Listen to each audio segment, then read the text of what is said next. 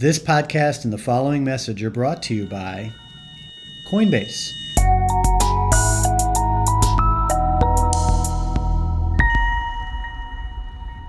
Join the most trusted place to buy and sell cryptocurrency. Coinbase supports a growing list of assets, including Bitcoin, Ethereum, and more than 50 other cryptocurrencies. Crypto stored on Coinbase's servers is covered by Coinbase's insurance policy, keeping your crypto investments safe and giving you peace of mind. Find out more and support this podcast by going to AutoConverse.com/Coinbase and get $10 free to invest when using our affiliate link. That's www.autoconverse.com/Coinbase. Get our promo code and receive $10 in free cash to make your first investment today. And thank you.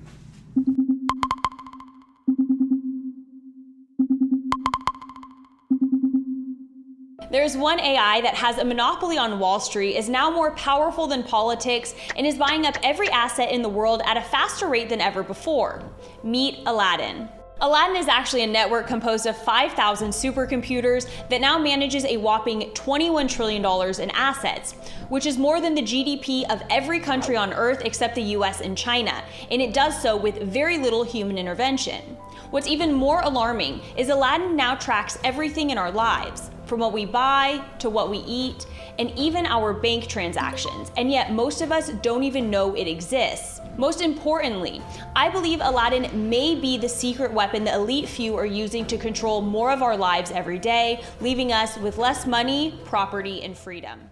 That was Taylor from Pulse Gains talking about the supercomputer AI network Aladdin, powered by BlackRock, the world's largest shadow bank, which many are labeling as a fifth branch of government.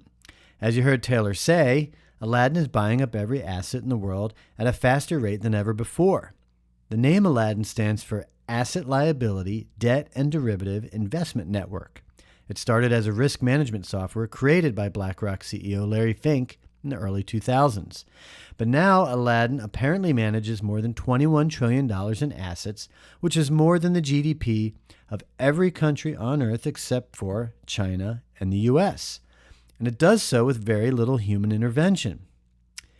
It was not long ago that Tesla and SpaceX CEO Elon Musk told us that humanity should be very concerned about artificial intelligence. Could it be he was referring to Aladdin specifically? Maybe, maybe not, who knows. But we do know that AI technology is real, it's powerful, and in the wrong hands can also have devastating consequences. And maybe that is the warning Musk was trying to give us. From AutoConverse Media, this is AutoConverse. Hey, we got a good show lined up for you today. Oh, well, I'm a Game of Thrones nut, so that's my jam. The robots are listening. The robots are listening. All right. Hey, everybody. Welcome to another episode of the AutoConverse podcast, where we explore people, ideas, and technologies that influence how we are connected and the way we get around. I am Ryan Girardi, and once again, great to be back here with you. Appreciate you taking the time to be here, tuning in and listening, whether it's your first time here or your last. We are grateful for your visit. Shouts out real quick and happy birthday to my dad, Robert, my sister, Aubrey, and my nephew, Travis, all having birthdays so far this month. Happy birthday to all three of you, and happy birthday to you too if today is your birthday or if yours is nearby. So back to Aladdin. The story about Aladdin and where it came from and how it got so powerful is one of the most fascinating stories on Wall Street. I won't get completely into it, but the way Aladdin works is it runs on what are called Monte Carlo simulations. It takes past data points like the ups and downs of the stock market, gas prices, freak weather, natural disaster, political scandals, and so on, and it compares them to the current climate. Aladdin then creates a probability model and shifts BlackRock's wealth from troubled assets to the more profitable ones. In its first 10 years, Aladdin became so intelligent and so good at picking winners and losers that Larry started selling access to it as a service to other Wall Street companies. And not just any companies, massive conglomerates like GE and Walmart. In order to properly help them manage their risk, Aladdin had to know all of their inner workings from their profits to their supply chains. I mean, literally everything. And this is when the game changed. With each new client, from Microsoft to Apple, HSBC to Amazon, Aladdin became more robust and more powerful, and it started taking over everything. So where does all this leave us? Well, if you've ever heard the saying that by 2030 you will own nothing and be happy, you might have a better idea of what Klaus Schwab is getting at. He means it literally. You will own nothing because he, and probably Larry Fink, will own everything. Now, that might be an exaggeration, but maybe not. Only time will tell. However, I'm not sure how any of this translates into our happiness. But before we get more into that, how about some headlines? Dun, dun, dun.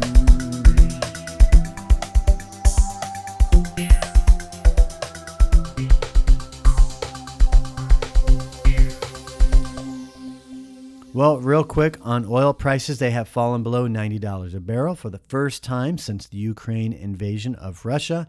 The price of a barrel of oil fell to its lowest level since February as investors respond to growing fears that a looming recession will drastically reduce demand for energy. A barrel of West Texas Intermediate was changing hands at less than $88 at one point. After peaking at nearly $140 a barrel in March, oil has been sliding steadily lower ever since, but Thursday's sell-off was sparked by new data out at the U.S. showing that Americans are driving less this summer than they were even 2 years ago during the 2020 pandemic lockdowns. Moving on to electric vehicles, Ford is looking to achieve a 600K EV run rate for 2023. And to achieve this goal, the veteran automaker has added battery chemistries and secured contracts to deliver 60 gigawatt hours of annual battery capacity for its EV production ramp. So with these, Ford's ramp of its electric vehicle lineup should be secured in the coming years. Now, while a 600K EV annual run rate for late 23 is already notable, Ford's plans for the coming years are even more impressive. The automaker noted that by the end of 2026, Ford should hit an annual run rate of 2 million EVs. And this should make Ford as one of the market's key players in the growing electric vehicle segment. And Apple wants you to start buying gas directly from your car dashboard as early as this fall, when the newest version of its CarPlay software rolls out, which will be accelerating the company's push to turn your vehicle into a store for goods and services. A new feature quietly unveiled at Apple's developer conference will allow CarPlay users to tap an app to navigate to a pump and buy gas straight from a screen in the car, skipping the usual process of inserting or tapping a credit card. Pretty cool. And GM will soon allow drivers to use Super Cruise on more than 400,000 miles of roads in the US and Canada, doubling access to its hands-free driver assistance system as it pushes to keep a pace of its rivals. When the system is activated, it will accelerate or brake to maintain a selected following distance from vehicle ahead, steer to keep its lane position, and on select models, automatic change lanes to pass slower traffic. Now, drivers with vehicles equipped with Super Cruise today can only use the system on about 200,000 miles of divided interstates.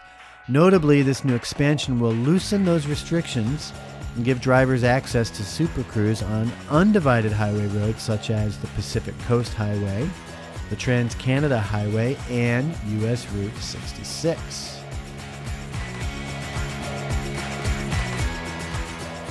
When you think car buying is getting tough now, GM has sent a letter to dealers that details a plan to penalize consumers who try to flip their vehicles. The automaker says that buyers of certain high-demand vehicles who resell those models within 12 months of their initial purchase will now face the consequence of being barred from placing future orders or reservations. Auto News says GM will also place limits on the transfers of certain warranties. So far, the policy is only intended to apply to those vehicles that are most in demand for GM and include the 2023 Cadillac Escalade V, Chevrolet Corvette Z06, and GMC Hummer EV pickup and SUV. Now, here's a development I'm going to put in there just because Later on in the program today, I'm going to be reading off to you my most recent article on industry voices over at wardsauto.com, Toyota's push for hydrogen fuel cells over electric batteries. So Toyota maintains that hydrogen-fueled cars not only provide a viable option to battery electric vehicles, but also support a diverse marketplace. The automaker also points out many current cars could be converted to run on hydrogen, allowing owners to keep their current vehicle. I'll get to that article in a little bit, but it's related to this headline with Daimler. Since last year, a Mercedes-Benz Gen H2 truck fuel cell prototype has been undergoing intensive testing, both on the in-house test track and on public roads. Daimler Truck is now putting another prototype into operation to test the use of liquid hydrogen.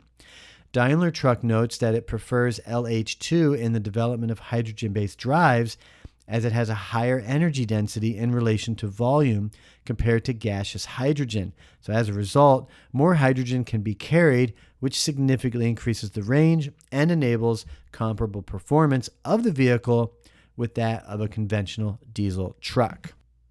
So again, later on, we'll get into Toyota's push for hydrogen fuel cell vehicles as well. Coming up, we gotta get emissions down by 2030. So who do you think Justin Trudeau's gonna focus on? His billionaire mates or ordinary farmers? Farmers! Bloody farmers! Hey folks, thanks again for tuning in to the AutoConverse podcast. The following wellness mindset tip is brought to you by Smart Pixel, powered by M1 Data and Analytics.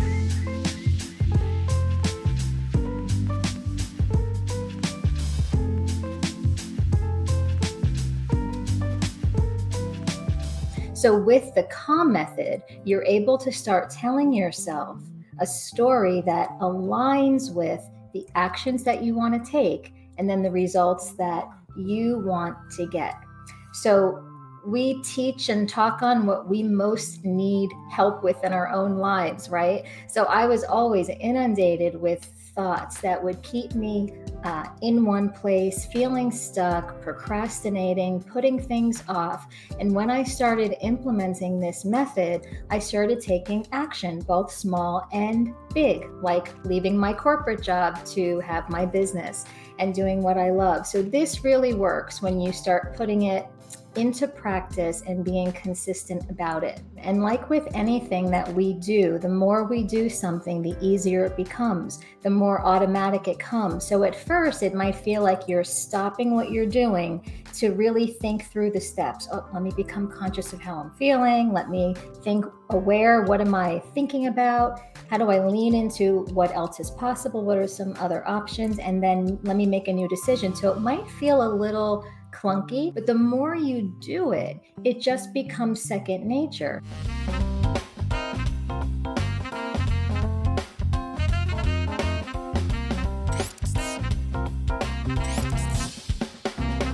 That was Nikki Gangemi during B2B Hour on AutoConversion, our monthly live networking event and idea exchange, not to be confused with AutoConverse.com, our mobility tech and connectivity blog and podcast that you are listening to now.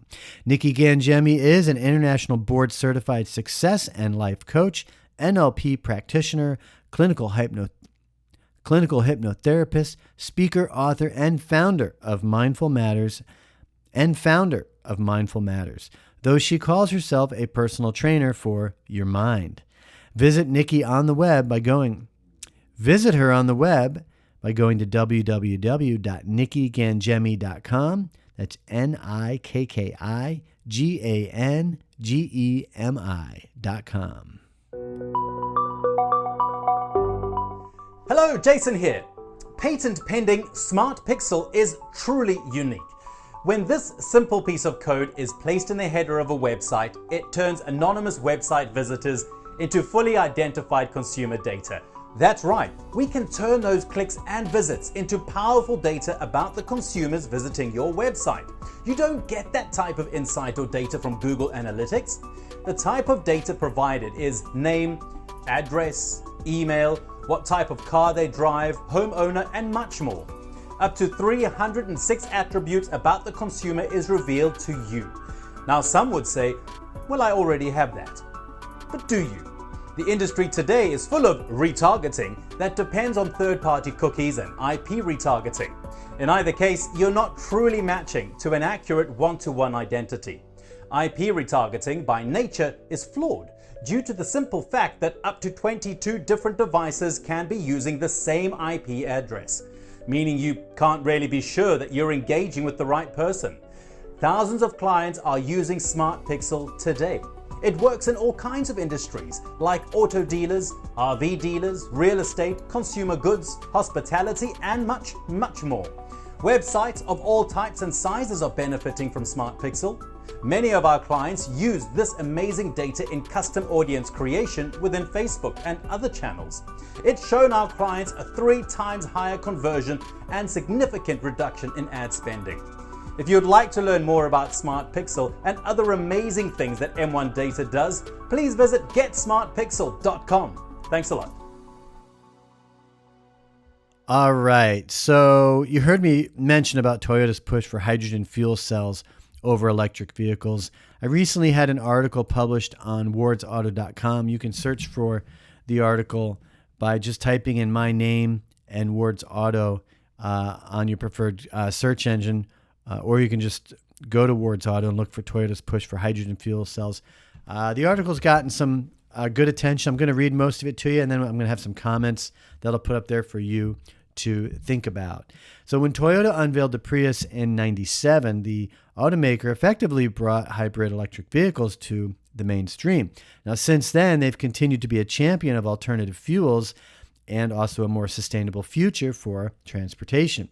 But now Toyota has said it's ready to move from hybrid electric vehicles to hydrogen fuel cell technology. More importantly, it says its data suggests that battery electric cars might not be as green as you think.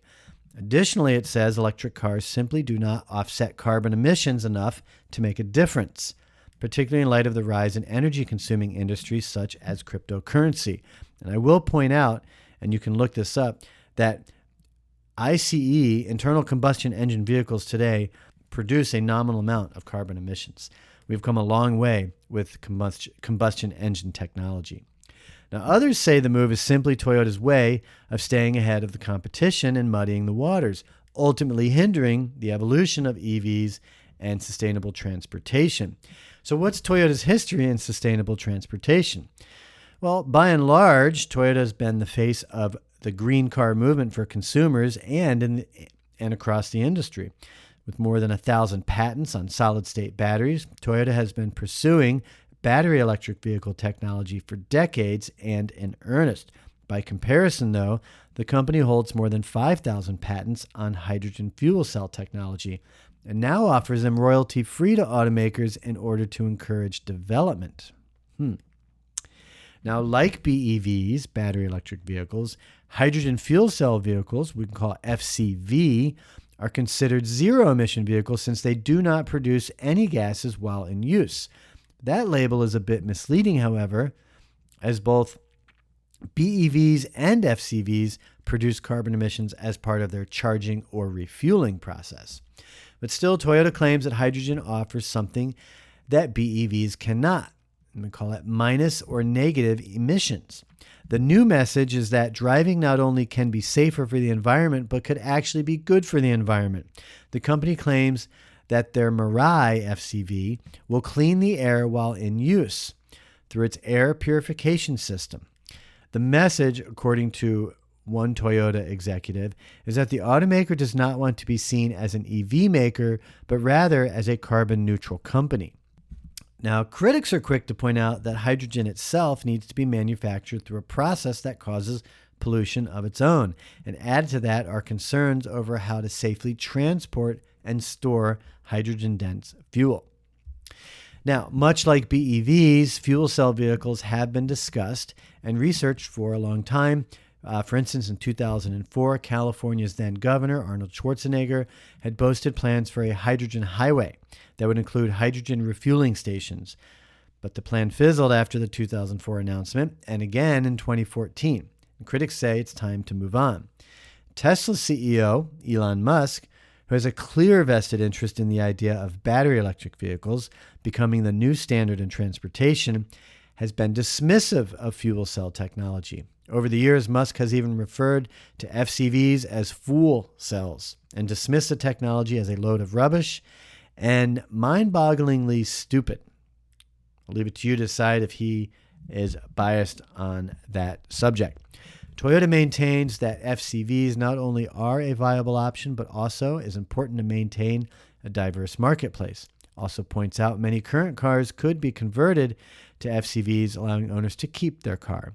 And Toyota has already begun testing their technology on the racetrack using converted Yaris and Corolla models. So the go green rhetoric I talk about that has gained popularity since the 1970s might not be the green solution of the future. Science is an ever-changing field, and a solution that looks good at one point might prove not to be the best option once we begin to implement it. Battery electric vehicles themselves do deliver zero emissions, but charging them leaves a significant carbon imprint. FCVs have similar issues as well, but still the push for BEVs exclusively does limit our options. The reality is that we are in uncharted territory, and we do not actually know how the future of sustainable transportation will play out.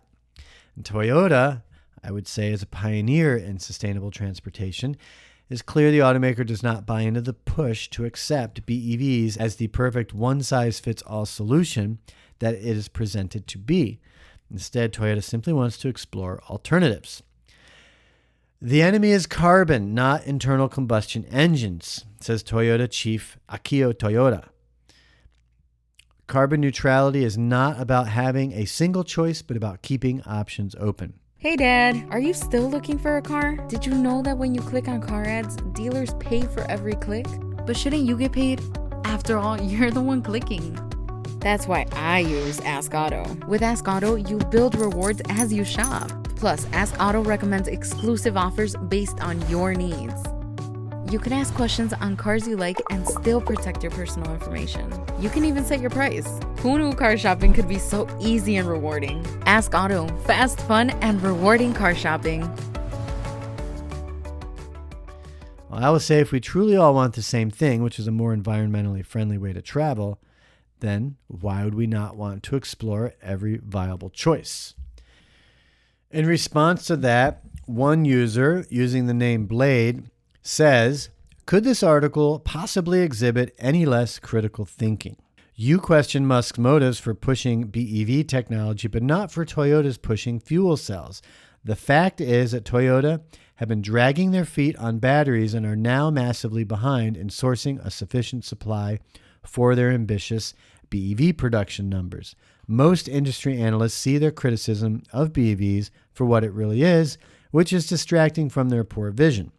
You could have also explained why Musk calls fuel cells fool cells, and that's because of the horrible well-to-wheel efficiency that they provide. You need 4 times the renewable energy to drive the same number of miles with a fuel cell vehicle over a battery electric vehicle. And add to that a required huge build-out of a green hydrogen manufacturing and distribution infrastructure, which simply does not yet exist. And the massively larger cost of hydrogen fueling stations compared to charging stations. He cites $2 million per pump versus around $300,000 per entire location for electric charging. It becomes clear why fuel cells in road vehicles are a non-starter. The world has moved on except for Toyota. Again, this is a comment from Blade on wardsauto.com.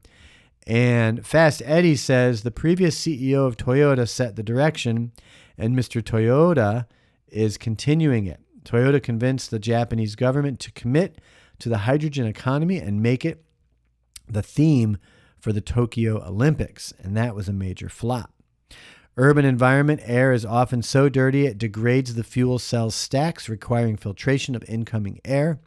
Research shows that smog causes an irreversible degradation of fuel cells. Toyota is trying to spin this part of the story as negative emission, but the story falls under the marketing fallback position of if you can't fix it, feature it. Fast Eddie goes on to say, Mr. Toyota needs to step up his role, admit their errors, and turn his organization loose to build competing EVs. No company should do it better. So, Fast Eddie, I'll say, if you're listening to this, I agree. No company should do it better than Toyota. Toyota is a pioneer in so many ways, again, with the hybrid electric vehicles. As to Blade, I think you make a good point, but the point of the article was to explain Toyota's push for hydrogen fuel cells. And when you ask if it could exhibit any less critical thinking, I would just point out the fact that all we're doing is laying out Toyota's case, and we included in the article opposition and criticism of their strategy. And as you noted, we mentioned Musk's opposition towards it as well. So I do feel like we laid out a fair article. And my point in the article ended with saying, I like the idea of having options versus just having electric vehicles. All we've had to date are internal combustion engine vehicles. And now suddenly overnight, we're going to just have electric vehicles. And I don't see the point in that. There's so many technologies and so much is yet to work itself out. It just seems like we should have some options. And I think that's what Toyota's bringing to the table. Nonetheless, I do appreciate the comments that were left there, and also Ward's Auto for publishing the article. We have been on this subject matter for quite some time.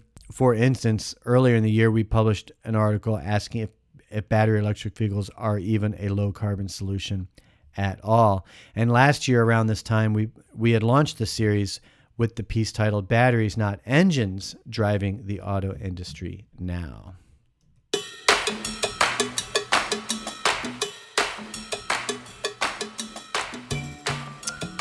Okay, well, that is a wrap. Thanks again for tuning in to this episode of the AutoConverse podcast. Be sure to text the keyword AutoConverse, all one word, to the number 855-766-7585. If you're out of the country, then put a +1 on there. We will send you a link to get subscribed to our YouTube channel so you can tune into our live shows every month. You'll also receive occasional text messages to other videos and podcast episodes.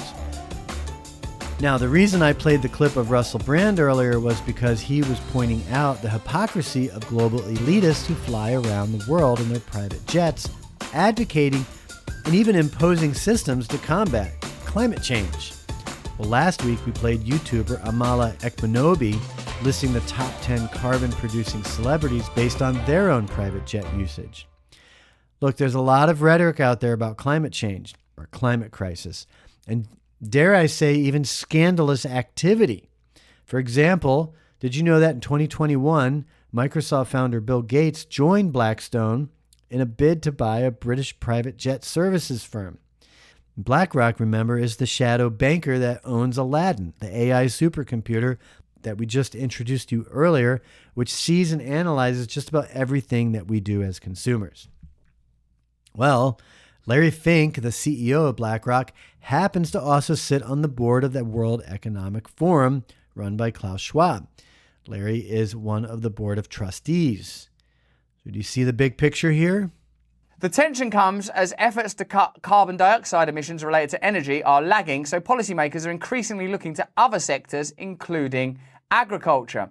Now, what's interesting about this is when Justin Trudeau's spreading this message, he's doing it by flying all over Canada in a private jet. If there's one thing you don't want to do when spreading the message of not spreading emissions, is spread emissions while you're spreading the message about spreading those emissions. In July, Trudeau managed to rack up 26,000 kilometres aboard his private jet Can Force One. What a stupid name. Like, if you're trying to distance yourself from America, don't name your leader's private jet after their leader's private jet. 5,500 kilometres came from Trudeau's ship to the Calgary Stampede. That's what we saw him at in that cowboy hat. The richest 1% of the global population have used twice as much carbon as the poorest 50% over the last 25 years, according to Oxfam. So if what you were really interested in was reducing carbon, what you would do is you would talk to the most powerful people in the world, the most powerful interests in the world, the most powerful elites in the world, and say, you got to reduce your carbon emissions. And then what they'll do is they'll say, we can't do that because it'll affect our business, and we'll stop all our lobbying, and we'll stop funding your political parties, and we'll stop funding the centralised global agencies that even came up with these ideas in the first place. So why don't you go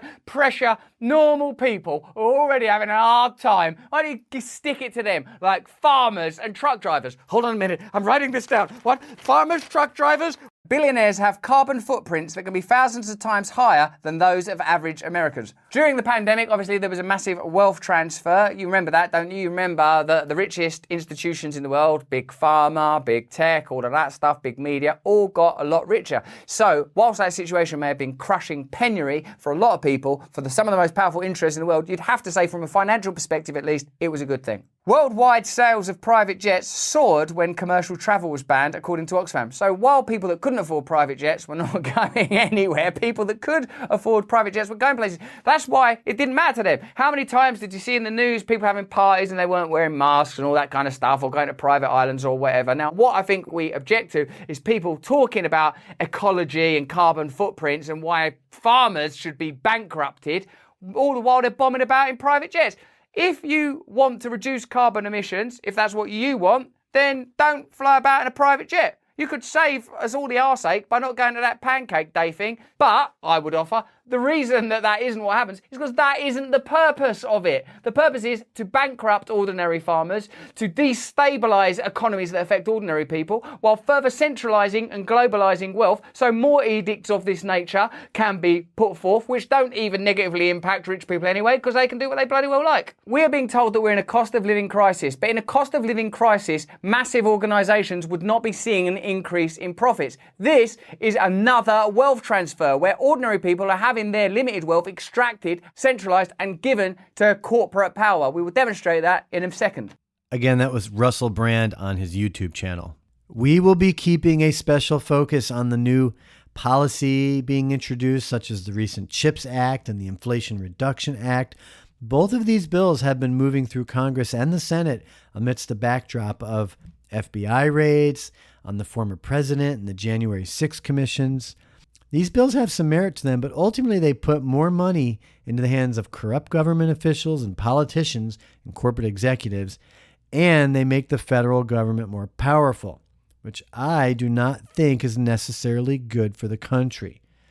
Opinions and political differences aside, what is important is that we keep our focus on sustainability and renewable energies, but not while intentionally demolishing our economy and our societies.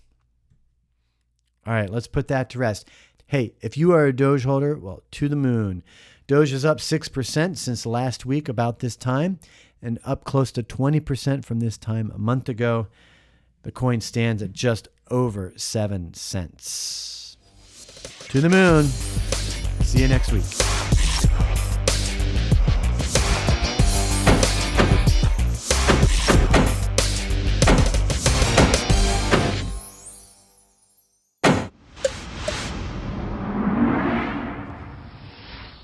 This is AutoConverse Media.